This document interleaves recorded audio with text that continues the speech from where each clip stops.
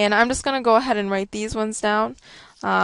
These are much like what we had in the past, so if you want to kind of review these, but what we're going to be looking at is if we're ever trying to integrate, or anti-differentiate some sort of function, an integrand, with a scalar multiple, then what you can do is just pull out that scalar, that constant number out, and integrate what you have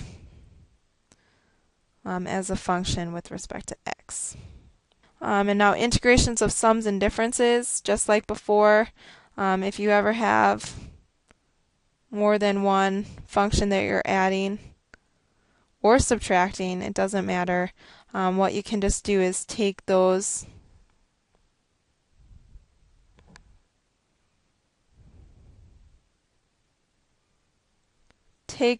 each separately. So you could look at the derivative of just the f function, and then plus minus whatever it is, the integral of g of x dx. We're going to start right in this by doing examples, and we're going to look at number 9. And what number 9 asks us to do, basically by just writing it out like this, what they're asking us to do is anti-differentiate. So, in other words, integrate, or in other words, underive. Work backwards from differentiation. So this is that symbol, this squiggly line is that symbol that tells us to do that, and they're specifying that we need to be looking at this appropriate function, working backwards from that, and this is telling us that we're doing it with respect to x. So the prompts in this problem tell us that we need to rewrite this. So I'm going to go ahead and, keeping in mind all those properties that we learned about, or all those rules that we learned about anti-differentiation, one of those main ones that we're going to be focusing on a lot is having some sort of power. So I'm going to rewrite this as a power, and you can do that to any roots, remember. This is a cubed root, so you can write it as a fraction, 1/3 dx. So this right here is really what we call that differential equation. And what we're trying to do now is find out what function would have been derived to get this. So to do that, I'm going to go off to the side here now. This is all equal to, and think about it like this. I'm going to write it.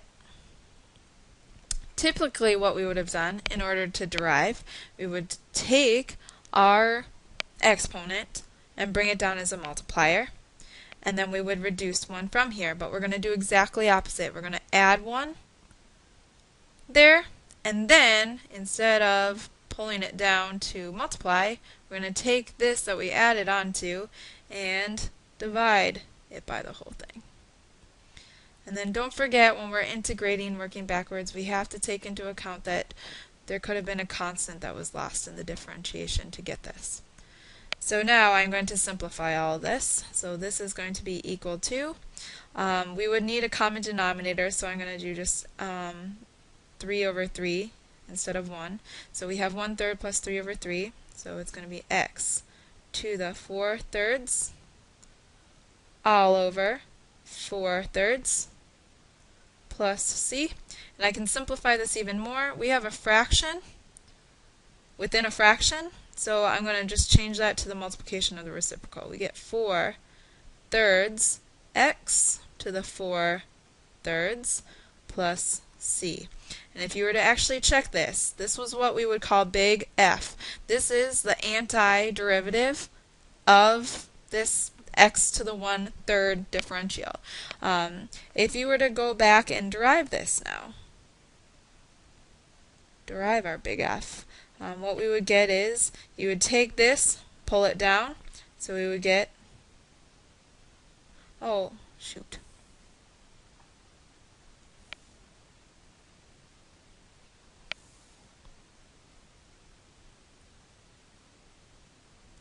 Three-fourths x to the 4/3.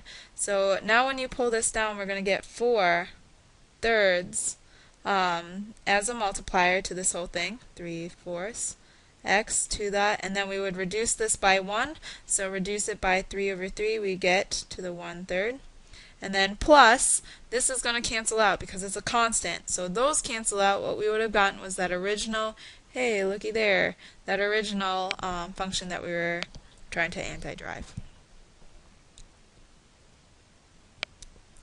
The next one that we're going to look at is number 23. I'm really not actually going to work through this. I'm just going to remind you, this doesn't prompt you to rewrite, but you can see that I really have no rules from those set of rules that we listed off in the previous show. So what you are going to do is you're going to be trying to get it to that power state. Can you just get this so that it's a power? And once again, we have this root here, so it would be x to the second and then all to the 1/3 is how you could look at it, dx. But then once again, you have this power of a power, so power to another exponent. So I'm going to even rewrite this to be the integral, or the please integrate x to the 2/3 dx. And then I'm going to leave it at that. Hopefully you can go from there using the example right before.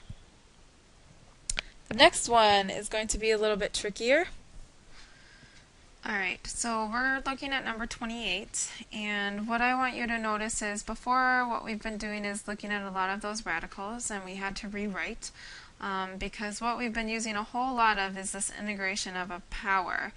These are the only rules that we have available to us.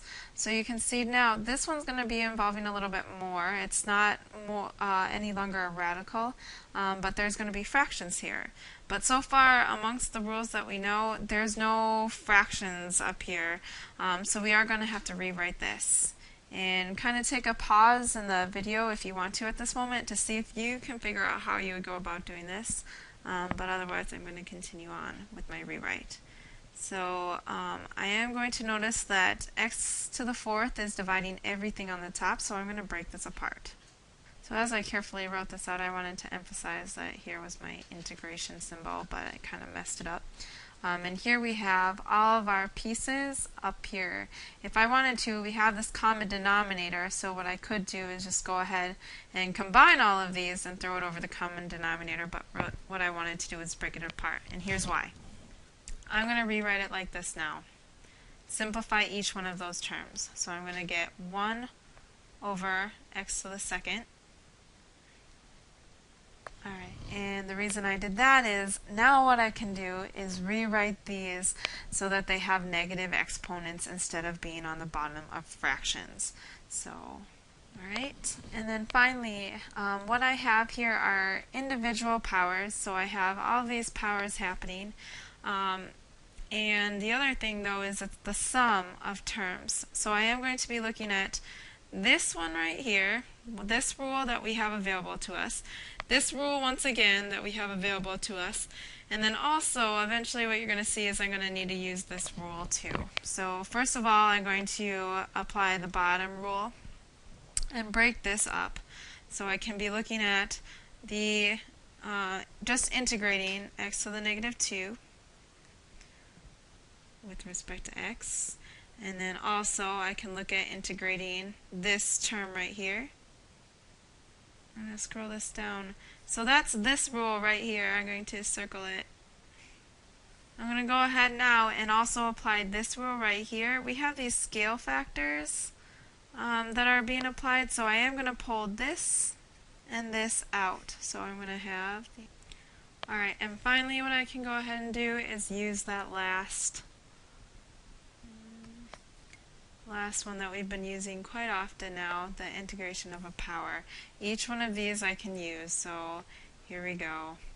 I am going to go ahead and add one here, and so negative 1, and then I'll divide by negative 1. Right, and I'm going to wait to add my plus c on to the very end. That's okay to do. Here I'm going to get 2 times, and then once again add 1, so I have x to the negative 2 from adding 1, and then I'm going to divide by this whole thing, so negative 3 plus 1 is negative 2, and then minus, I have this This is 2 times that whole thing, minus 3 times, and then I'm going to add 1. Okay, and then divide then by negative 3. And then divide by this new exponent. And then don't forget your big old plus c. There's a big old plus c in everything that could have gotten canceled out. So I am going to finally simplify this all.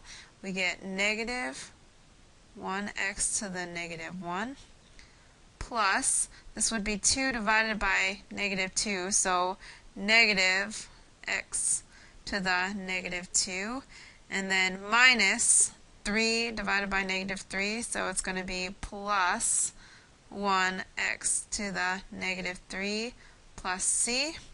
And then so finally, with all this said and done, I'm going to write it like this, plus c. You could go ahead and check that work to make sure that you would get this right here.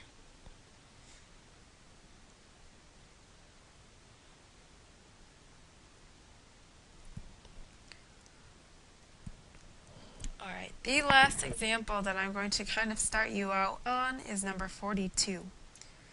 And this is a little bit different because it says, it gives us this, and it says find the equation for y. So what we have to understand is they're specifying that this right here was an equation that was derived. So I am going to go ahead and write it as the differential form that would relate the change in y with the change in x in the equation. And I am going to also spread this out, so I get 2x minus 2. So there is my, what we would call the integrand.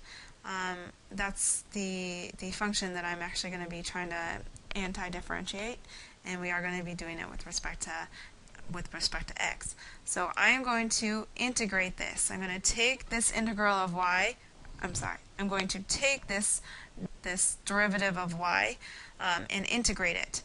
So therefore I am going to be integrating this as well, this whole thing as well. So these cancel each other out. What we get is y is equal to, and then now I'm going to be doing this piece by piece. So this is using that last sum and difference rule again. So I'm going to integrate 2x with respect to x, and then minus, and then the integral of 2 dx.